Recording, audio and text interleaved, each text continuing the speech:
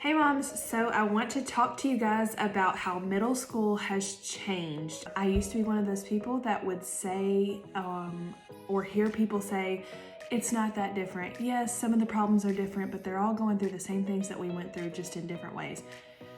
That's not true. There are a lot of things happening that I definitely did not have to deal with. I have a list of things that middle schoolers are dealing with, how moms can help. When I first started doing this research, it was very hard to hear, and as a mom who has kids that will eventually be in middle school, I kept just feeling scared. This is not meant to make you feel scared, and if you leave watching this feeling scared, then I have done something majorly wrong, because I want to help you bring the joy. I want to help you get the knowledge you need so that your kids and you can enjoy middle school. It's possible, and also I just want to help y'all remember that we all had a hard time in middle school. We all had a hard time in middle school. The things that we went through in middle school helped us become who we are today, and we wouldn't take that away. The hard things, the things we cried over, the things that we fought over with our parents and went through, those are the things that made us into the people that we are, and they help make us mentally strong, and they're going to help make our kids mentally strong and make our kids into the people that they're going to grow up to be, and that is a good thing. We cannot protect them from all of these things. We can only help them get through these things in a positive way that helps them become stronger. So here they are. Try not to be afraid. If you're in the middle of it, I want to hear your thoughts on what you're experiencing. So here it is. I'm going to start off easy, okay? Keeping up with schoolwork and assignments. It goes from elementary school to middle school. It is majorly increased. The school workload and the pressure, it all just kind of increases around that age. So as those expectations of the kids' schoolwork goes up, make sure that you're encouraging them as well. So finding their people, they really struggle with this. They want to find their people. They want to have community, because we all crave that, even as middle schoolers. But they also feel this need to like fit in, and that's just a pressure that they deal with. Is like, how do I be who I really am, and find people who are also being who they really are, who maybe are like me, that could form a community, but also feel like I'm fitting some sort of mold. Bouncing back from failure. We all make mistakes, but for some reason we start making more mistakes around middle school, and they are having to learn like how to bounce back from that, how to come back from those mistakes and keep going and not letting it severely hurt your confidence. Number 4, they are giving romance a try. I say that like very, like I'm tiptoeing, but the fact is, like, my very first boyfriend, the very first time he kissed me, he also tried to go up my shirt. So I'm just telling you that these things are happening, and they are going from not really knowing that the opposite sex exists to being put in these situations where they're like, wait, what? And we need to make sure that we are communicating very clearly to our children the types of things that they could be faced with and how to handle them. And if they are faced with a situation like that, how to come to you afterwards and talk to you about that. You cannot keep your kids from these situations. Trust me, I had wonderful parents, wonderful parents, but they can't keep me from all the little things that can approach my life that I have to handle. Like, they cannot be with me 24/7. They cannot control what other kids are doing outside of our household. I had to know how to handle that situation, and our kids are gonna have to know how to handle that situation. Number 5, learning about the world. Okay, so yeah, you start learning about the world at this age. Maybe things suddenly start to seem like maybe everything isn't sunshine and rainbows. Maybe everybody in the world doesn't get along.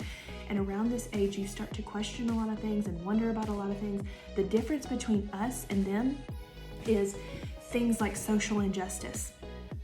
We weren't really having to deal with that. Not that it didn't exist. Do not misunderstand me. It definitely did exist.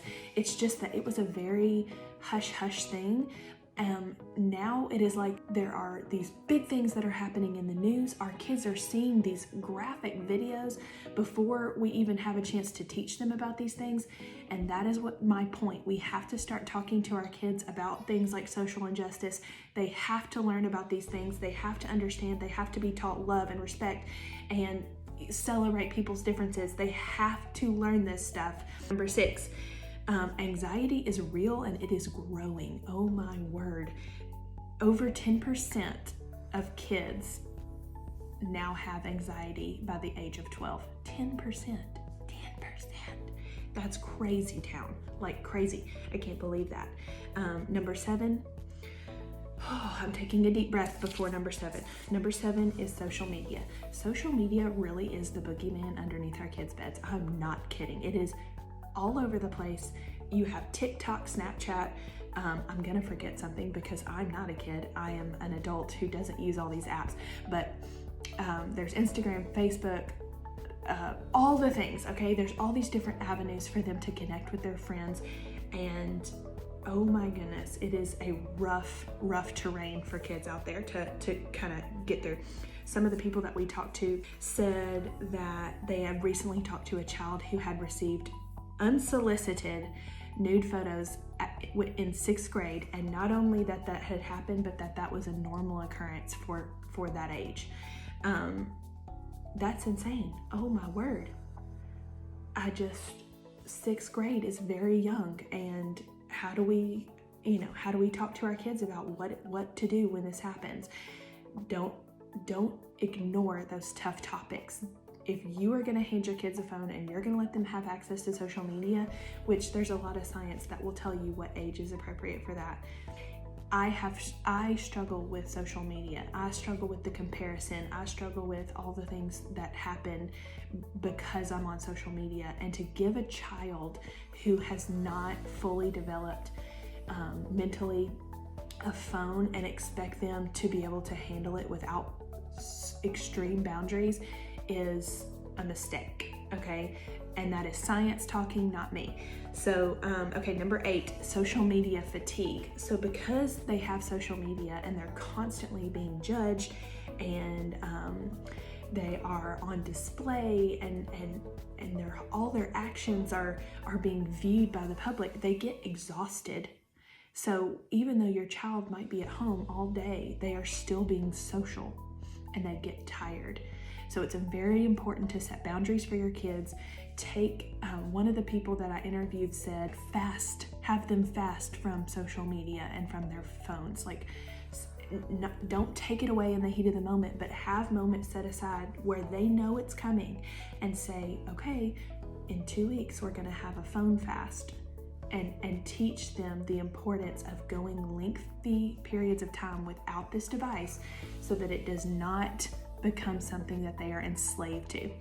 Okay, number 9, healthy habits, how to handle stress. Kids this age start learning numbing out. They start learning at this age in middle school how to numb out from life. Wow. So it could be anything from alcohol to drugs to food. They could use their screens to numb out. There's all kinds of different ways for them to numb out, and we have to be aware if our kids are trying to escape from the stress or the depression or the anxiety or whatever they're dealing with, big or small, and using something to cope. Number 10 is screen addiction. This is becoming more and more prevalent, and I could talk about all the different aspects of screens. So there's what they're watching. Are they seeing violence or sexual activity? What are they seeing on the screen? That's a whole different thing. But just if they're watching so much of it that they feel like they're addicted to it. Other things they're dealing with, I'm gonna roll through this faster. Pornography, gender identity, that's definitely something we did not have to deal with. Boys were boys, girls were girls. There was not a discussion about that. Now there is, and our kids need to be spoken to about that. They need to be aware that this is even a thing, that people are choosing to switch their identity from what they were born with. They need to know where you as a family stand on those issues. It cannot be ignored. Smoking versus vaping. I didn't even know what a vape was. I don't even think they were invented when I was in middle school, but now they are, and kids seem to think that they are not as harmful as smoking. And so talk to your kids about what vaping is. Talk to your kids about the effects of vaping. Just because they can go into the bathroom and vape during school without anyone noticing does not mean that it's not harmful to their body, and they need to know that. So please talk to your kids about that.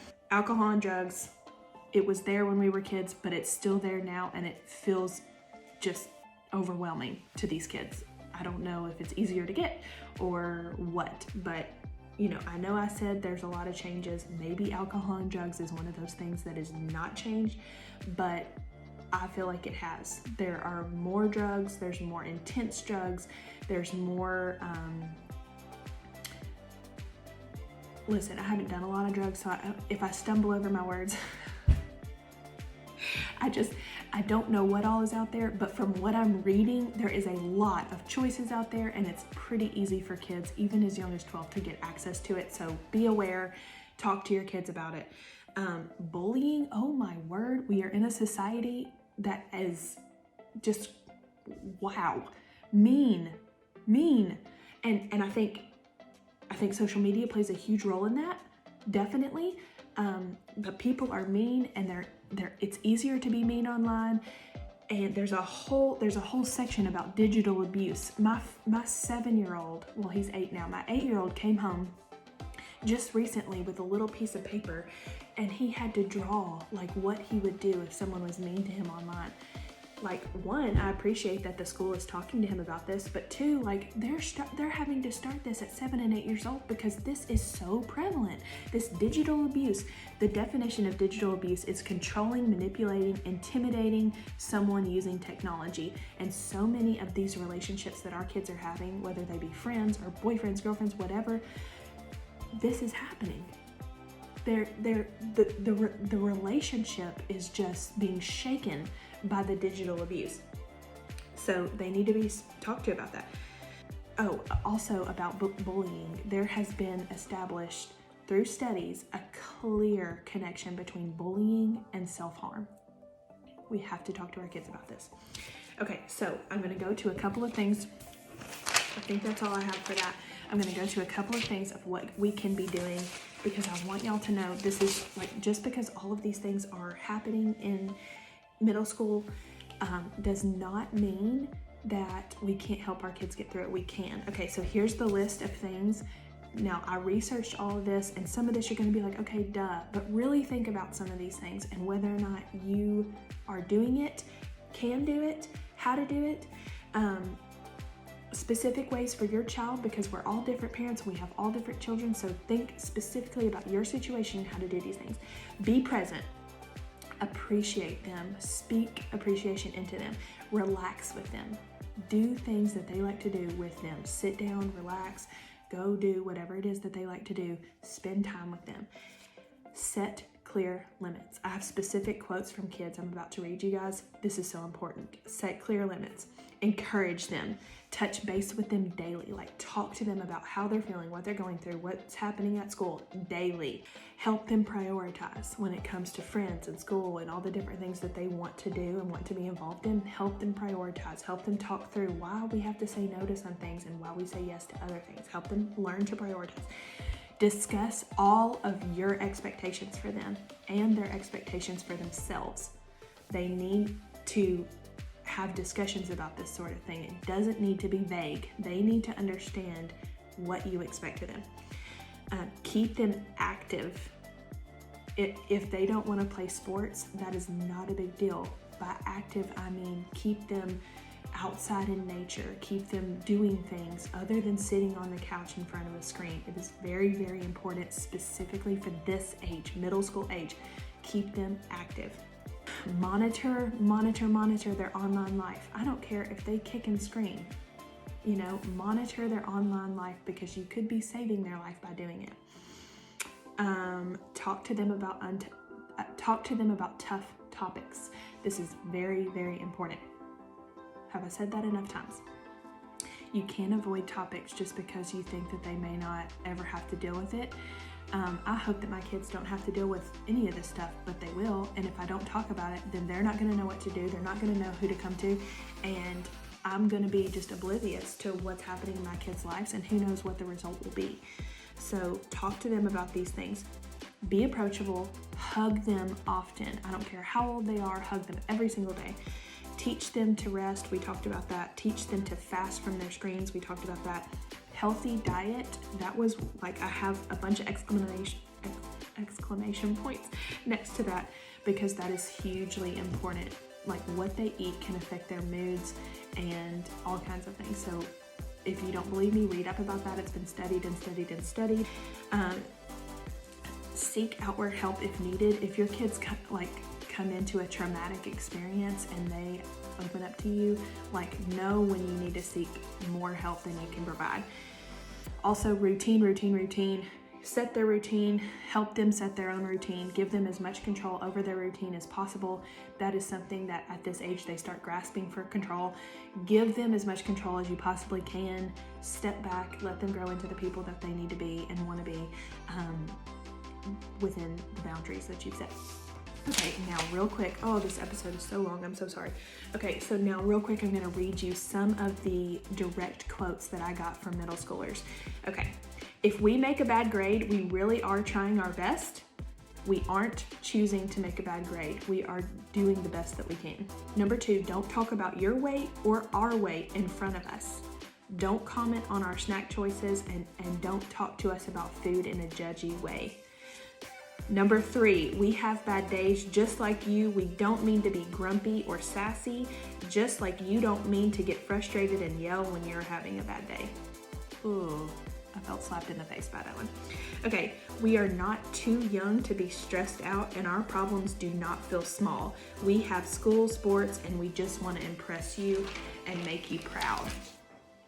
Number 5, my mom taking my phone and going through it is actually a relief. Now I can say to my friends, don't send me that. My mom checks my phone. Okay, number 6, stop forcing us to go places to meet new friends when we already have found our people.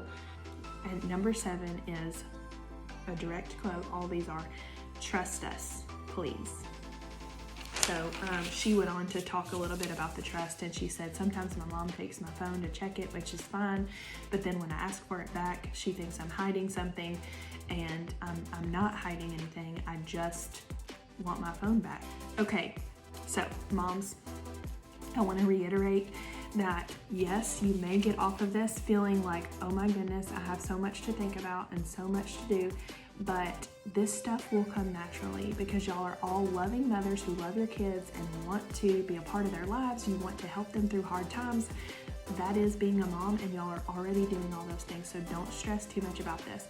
It is just having this knowledge is just helpful in what they're going to go through and how to help them be the best people that they can be. Just remember, like, we all had hard times. We all had hard times in middle school, and we got through it. And all your hard work will pay off. It will. All of the work that you put into helping your middle schooler grow and learn and make mistakes and pick themselves up from their failures and all of that, it will benefit them. And we may not see those results for a long time, but it will benefit them. And I just want y'all to feel confident that you have everything you need already.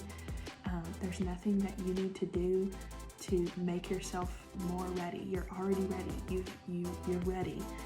But middle school has for sure changed, and ignoring that fact is not going to help us raise our kids in the current culture that we have. So we need to know these things. Okay, all right, bye moms.